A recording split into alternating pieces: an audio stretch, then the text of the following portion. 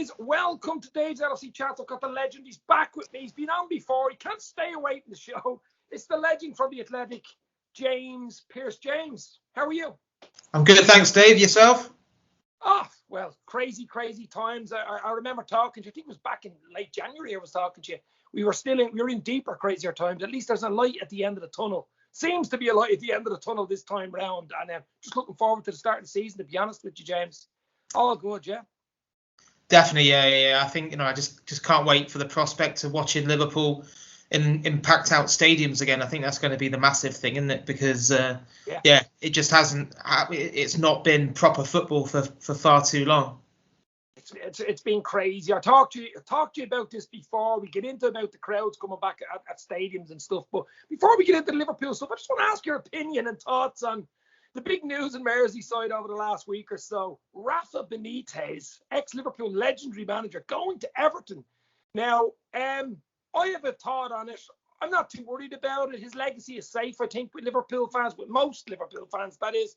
I mean, he was brilliant for us. Champions League final in 05, FA Cup 06, Super Cup, and almost won the league once or twice with him against good Fergie side. So his legacy is safe.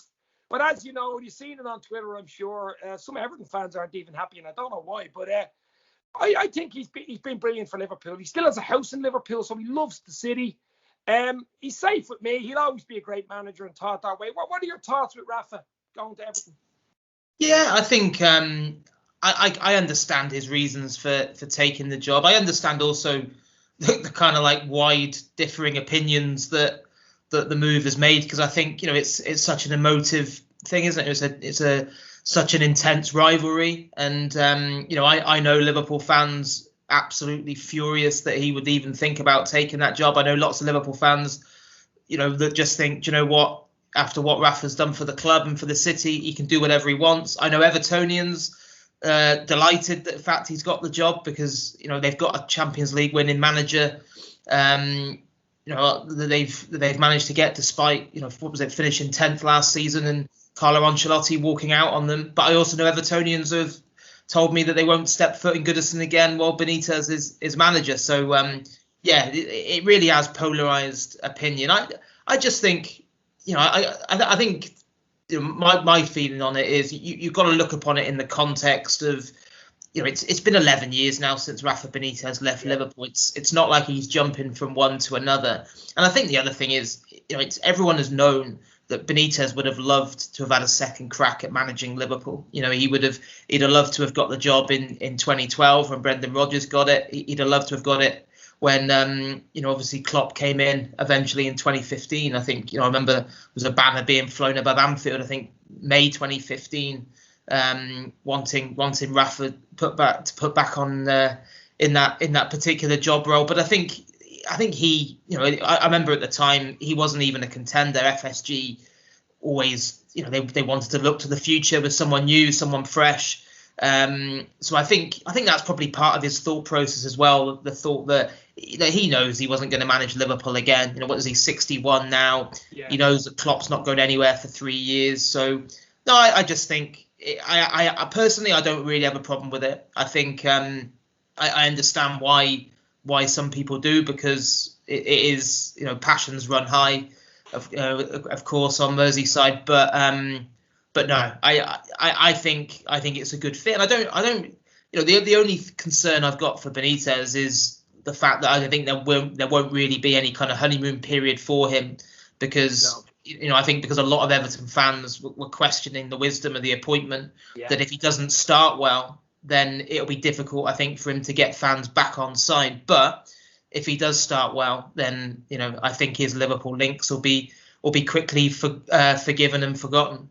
I'll tell you what, hopefully he doesn't start too well. That's the only thing. Yeah. Listen, I've no problem with it as well. But good luck to Rafa. But as I say, not too much good luck. But you know yourself. Anfield Expansion. I haven't talked to you in a while. The Anfield Expansion's been ongoing for a long time. This 6,000, the Anfield Road end, 6,000 extra seats. I think it's 6,000, isn't it? What do you think of that? I mean, more Reds we can get into the stadium, the better, of course. It's been a long time overdue, hasn't it? Yeah, it really has. Yeah. And it's I was driving around there the other day actually. And it's good to see the work is already started on the back of getting that planning permission that came through. So yeah, I think it obviously got delayed because of the pandemic. I think the whole kind of construction industry was affected badly by that, and and of course the financial uncertainty that came with the pandemic as well. But it was certainly one of the things when Redbird Capital bought, what was it? I think a 10% chunk of FSG.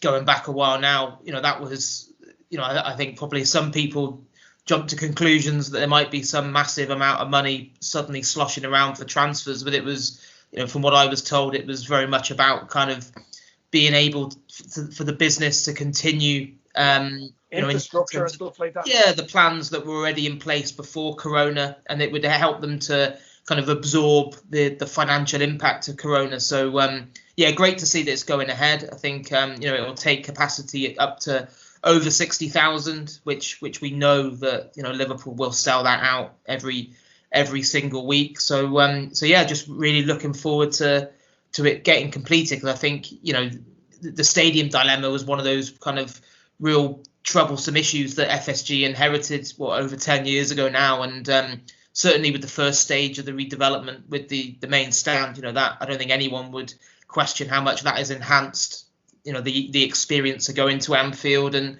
hopefully a new Anfield Road end will do the same. Well, what is it? Is it 2 years? I think is the plan to finish. Is it 2 years? Yeah. So I think if everything goes to plan, it will be getting completed kind of summer 2023. I think that's and then I think that's kind of the target that I've been that I think they are working towards at the moment. Klopp's last year. Yeah. Well, maybe. Yeah. Well, yeah. I mean, hopefully we might still be able to convince him to stick around for a bit longer, but yeah, I think certainly he won't be going anywhere before the summer of 2024. But I think it wouldn't surprise me if he does decide to have a bit of a sabbatical then and some time off. Yeah, absolutely. Now, as you said, crowds at grounds. I heard yesterday they're allowing Premier League crowds full capacity this season. I was a little surprised, to be fair, with that Delta variant flying around and stuff. But as you know all about crowds, you've been at the games when there was nobody there. You could hear a pin drop. It makes a huge difference, and we know it makes a big difference to Anfield, and you've seen it. But that should be good now. Getting a full Anfield, roaring behind the players going forward. That's a big plus, isn't it? Yeah. It'll make a huge difference to Klopp and his players next season, because and I know some rival fans scoffed at it when it was brought up as a reason for Liverpool's issues last season, but it was definitely an issue, I think, because especially when times are tough, that's when you need your supporters more than ever, and there's absolutely no way that Liverpool would have suffered that unprecedented bad spell at home to lose 6 in a row. But you don't get a sequence of results like that if there's 54,000 inside Anfield. And I know from speaking to various people that the players did find it really, really difficult, because where they usually relish feeding off that energy from the stands, that wasn't there, and everything almost had to come from within. And I think I think that is difficult week after week after week. And I think having been at the games as well, and some of the away games I watched from home on the TV, when you've got the fake crowd noise being pumped in, I think it can produce a very kind of false impression of the actual spectacle. I think when you're actually there, and it was absolutely soulless, those games that were so many that were played in front of empty stadiums, where you can hear every word that gets said on the pitch and on the dugout, and it was just strange, and it just wasn't proper football. And that is going to, of course there's other issues for Klopp to address, and certainly strengthening the back line with the signing of Konate is big, and there'll be more business, I'm sure, to follow later in the window. But just having a packed out Anfield again will be massive for Liverpool. Yeah, absolutely. Speaking of transfers, I think it's more outs than ins for Liverpool. I mean, we've a lot of players there on the books that we'd like to sell on. It's not as easy. They're on contracts. They're on the big wage bills and stuff. The likes of Origi, Shaqiri, Wilson, Grujic. I mean, you could see some of them moving on, surely.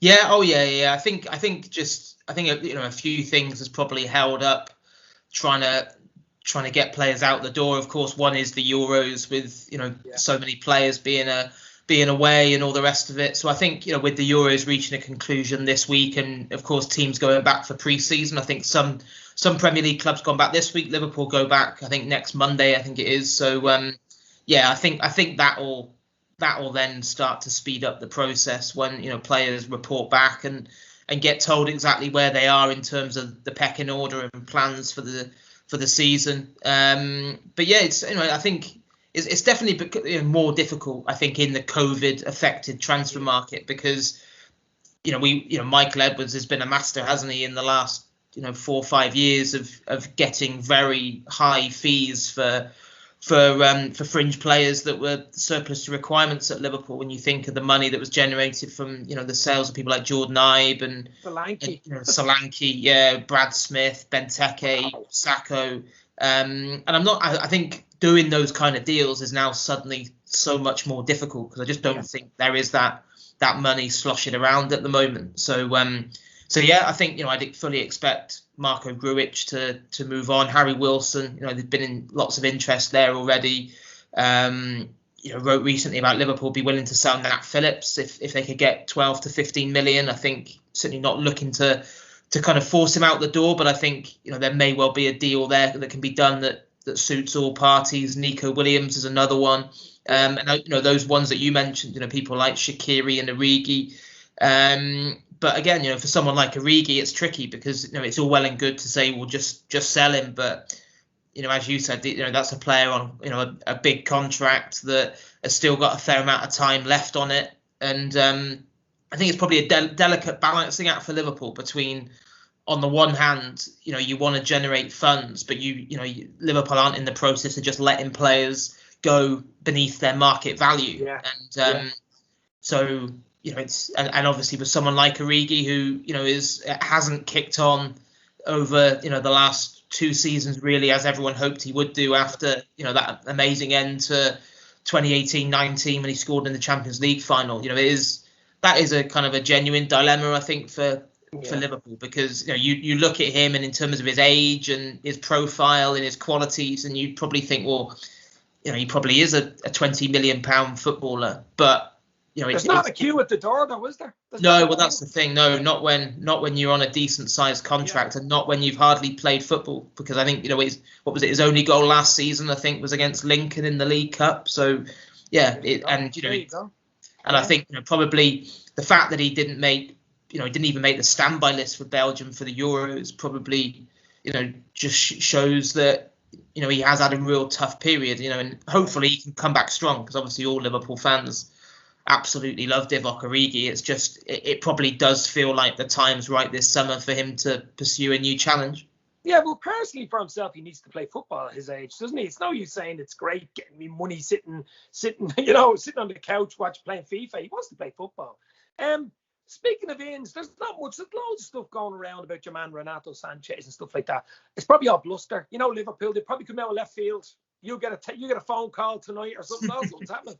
And like the Jota type thing, and that's probably what will happen. There's a lot of stuff about your man Octavio. Did you hear about much about him in Porto? I'm reading stuff this morning about I mean, it's double things, but bullshit, really, is it? No, I mean it's absolutely relentless, isn't it? The rumour mill at the moment. So I think the Renato Sanchez one, I'm certainly not aware that there's anything happening on that front. I think I think Konate was always the priority in terms of my colleague David Ornstein wrote that on the Athletic back end of March, that he was like the one that they were absolutely dead set on to enhance the back line. And I think common sense tells you that they're going to be after a centre midfielder and another attacking player. But I think in terms of what they can get, I think it will be determined to a large degree in terms of what they can generate from sales. And I think at the moment, we've obviously there's been a couple of lads out the door. I think obviously Camille Grabara, his move to, I think it could be worth up to £3 million to Copenhagen. Of course, Liam Miller as well to Basel. But these are still relatively small fees at the moment, I think. I think probably similar to last summer in terms of what we saw with, what was it, probably with, I know it was a delayed season, wasn't it? But you had Thiago and Jota not signing till the middle of September. Yeah. And it wouldn't surprise me if, in an ideal world, of course, Klopp would want the whole, everything sorted before pre-season starts. But it's just not going to happen. I mean, for a start, he's going to be without a lot of his players. Will get, the ones that have been on international duty will get 3 weeks holiday from when they get knocked out. So it's going to be it's going to be a bit of a difficult pre-season for Klopp anyway, because he's not going to have all his big hitters around, especially with Brazil getting through to the Copa America final as well. Yeah. As well as that, the pre-season, I was reading yesterday that there won't be normal pre-season games. They're probably doing an Austrian camp or a French camp that they usually do. A 2-3 week warm weather training type of thing, and play a few local sides. With the COVID, you just have to be so bloody careful who you play nowadays. Probably play against each other. So, and as you say, the Copa final with the 3 Brazilians in it, and obviously Henderson in the semi tomorrow night, Thiago tomorrow night. Even though Thiago hasn't played a huge amount for Spain, but he's still away. You know what I mean? It's going to be sort of truncated, really, pre-season, isn't it? And first game, Norwich. Away, that's a lovely game to look forward to, isn't it? That's going to be a tough game for Liverpool, considering it's away from home and it's their first game, looking to put down a marker, isn't it? Yeah, I mean, hopefully there's a good omen there, isn't there? With of course, 2 years ago, Liverpool started the season against Norwich, and we all know how that season ended up. So it is going to be a real challenge though for Klopp to kind of obviously he's going to be operating with such a kind of depleted group in those initial weeks of pre-season. I think it'll be a fantastic opportunity for a lot of the young players, because that with the senior internationals still being off, and we see it kind of every year, but I think even more so when there's a major tournament, because there are so many holes in the squad that certainly someone like Harvey Elliott, coming back from a really, really successful loan period at Blackburn, I'm fascinated to see how he gets on in pre-season. I think. Do you think we'd keep him or send him back out? Depends. No, I think there's I mean, I think to a large degree that's kind of like in his hands, really, because I think if he does as well as he can do in pre-season, then I think he almost makes that decision, for Klopp by saying, how could you possibly not go into this season with me, because I'm a perfect option to have, off the bench and all the rest of it. So, and especially with the fact, you've got the situation with the Africa Cup of Nations in January, where you're going to be losing Mane and Salah and potentially Keita as well. So, I think I'm really looking forward to hopefully seeing this as like a real breakthrough season for Harvey Elliott at Liverpool. And pre-season may well be a time for some of those other young players as well. You think of it's such an exciting under 18s team last season with you think about people like James Balagizi and Frauendorf and Musolowski. I'm sure these are the kind of names that will be around the first team setup in pre-season as well. No, yeah, brilliant. Just before we go, the Euros, and I don't know whether you've been following it hugely, but obviously the semis tonight, Italy, Spain, with Thiago for Spain, and tomorrow night is England, of course. At Wembley, I think they have a great chance. I really do. 2 Wembley fixtures, semi and final. I think they'll beat Denmark. 2 to get in the final, but you'd have to fancy England. Henderson, you wrote a piece for the Athletic on Henderson. I just seen the other day, and that injury that he had to come back, and here he is, running out with him, scoring his first goal against Ukraine. He's been unbelievable. He's living the dream, isn't he?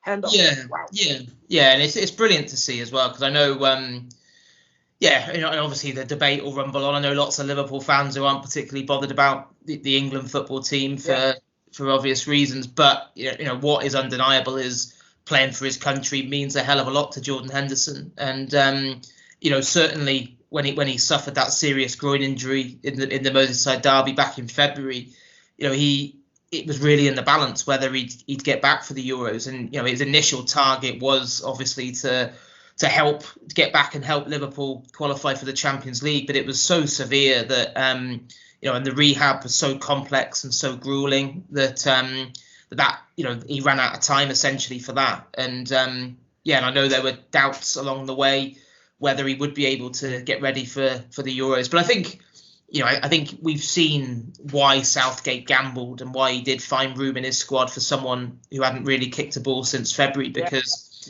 it's it's not just what Henderson gives you on the field, because he is experience and gravitas, isn't it? Especially in a young squad. And you only have to look at the reaction to when he scored that goal against Ukraine, that the absolute glee on the faces of people like Bellingham and Sancho, these young players who he's taken under their wing over the course of the Euros. And he's just an inspirational figure, Henderson. And now, it wouldn't surprise me if he plays a big part in what is obviously now a monumental week for England, because whether he starts the game against Denmark or not, I'm sure he will have a part to play.